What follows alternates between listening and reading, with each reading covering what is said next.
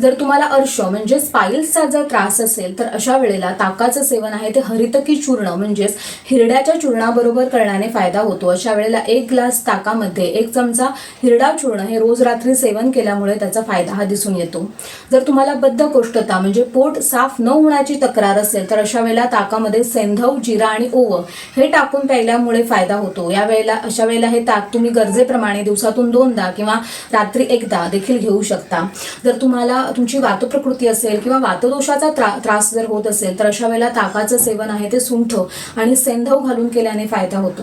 जर तुम्हाला पित्ताचा त्रास हा अधिक असेल किंवा तुमची पित्त प्रकृती असेल तर अशा वेळेला ताकाचं सेवन हे खडीसाखर म्हणजे जी पत्री खडीसाखर मिळते ती आणि आवळा पावडर टाकून प्यायल्याने फायदा होतो। जर तुम्हाला कफदोषाचा त्रास असेल किंवा तुम्ही थोडे स्थूल असाल तर अशा वेळेला ताकाचं सेवन आहे ते मिरपूड आणि त्रिकटू हे टाकून प्यायल्यामुळे तुम्हाला हा फायदा होत असतो।